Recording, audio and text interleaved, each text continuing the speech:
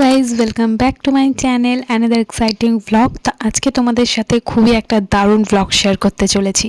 তো আমরা গেছিলাম একটা কলেজ ট্রিপে সবাই বন্ধুরা মিলে।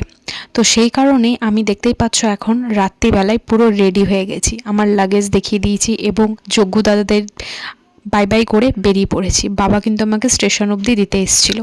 তো চলো কোথায় যাচ্ছি সেটা তো বলবোই আগে আগে। তো এই যে স্টেশনে পৌঁছে গেছি, এটা ঠিক ছিল 25শে ডিসেম্বরের দিন রাত্রিবেলা। তখন ঘড়িতে প্রায় বাজে 11:30 নাগাদ।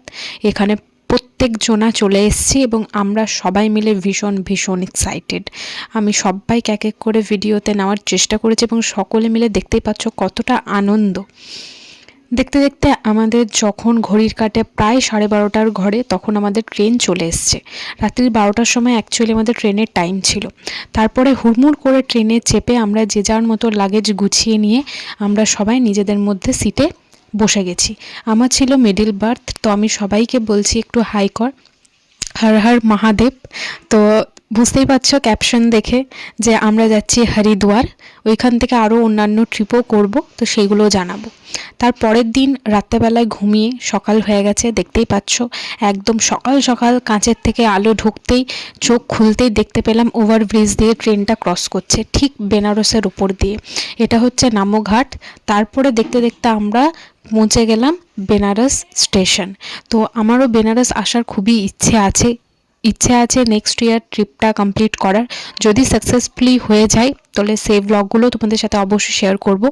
তো যেহেতু হরিদ্বার যাচ্ছি, আসানসোল টু হরিদ্বার, তো বুঝতে পারছো দিল্লির কাছাকাছি অনেকটা ট্রেন জার্নি, প্রায় 2 দিনের। তো প্রচণ্ড মানে বোরিংও ফিল হচ্ছিল, কারণ ট্রেনে তো অতক্ষণ জার্নি করিনি। আর এটাই হচ্ছে বারাণসী জংশন। তো সবাই মিলে একটু আড্ডা দিচ্ছিলাম, গল্প ওই করতে করতে ভিউ দেখতে দেখতে আমরা অনেকটাই রাস্তা অতিক্রম করে নিয়েছি। তো এরপরে আমাদের ছিল লাঞ্চ। তো বেসিক্যালি লাঞ্চটা দেখতে সুন্দর, তবে প্রত্যেকটা আইটেমই যে খুব ফাটাফাটি খেতে ছিল তা না। বুঝতেই পারছো ট্রেনের খাবার দাবার দেখতে যতটা ভালো, মোটেও খেতেও অতটাও সুস্বাদু নয়। এখানে দেখতেই পাচ্ছ আমার মুখের রিয়েকশানটা, কারণ রাইসটা একদমই ভালো লাগছিল না। তো আমি তাই একটু রুটি খেলাম। রুটিগুলোও খুব একটা ভালো না, ওই মোটামুটি কাজ চালানোর মতো। তো আই হোপ তোমাদের ব্লগগুলো ভালো লাগবে। পার্ট 1 পার্ট 2 করে আমি সব ব্লগগুলোই আস্তে আস্তে পোস্ট করব। আমার একটু দেরি হয়ে গেল, আমরা গেছিলাম ডিসেম্বরে, এখন প্রায় ফেব্রুয়ারি চলছে। তো ঠিক আছে, শেয়ার তো করবোই তোমাদের সাথে। তো এখানে চলে এলো লাঞ্চ খাওয়ার পর একটু ন্যাপ নিয়ে নিয়েছিলাম, তারপরে হয়ে গেল ইভিনিং। তো এখানে ট্রেনে কফি এসছিলো, তো কফি খেলাম আমরা সবাই মিলে বেশ। তারপরে আড্ডা দিলাম, আন্তাক্ষরী গান অনেক কিছু আমরা মজা করে করে ট্রেনটাকে জাস্ট মানে উপভোগ করছিলাম কীভাবে সময় কাটে। যাই হোক, রাত্রেবেলায় আমরা দেখতে পেলে ডিনার কমপ্লিট করে শুয়ে পড়েছিলাম এবং ভোরবেলায় ঠিক ভোরবেলায় 4:30টার সময় আমাদের হরিদ্বার স্টেশনে নামিয়ে দিয়েছিল। তো এটা হচ্ছে হরিদ্বার স্টেশনের বাইরেটা, আর এতটা পরিমাণে ঠান্ডা আমি বলে বোঝাতে পারবো না। আর আমরা ঠান্ডার দেশেই গেছি, ঠান্ডার সময় কী আর করা যাবে। ওই সময় আমাদের টিকিট ছিল, তারপরে ওই সময় আমরা ছুটি টুটি পেয়েছিলাম।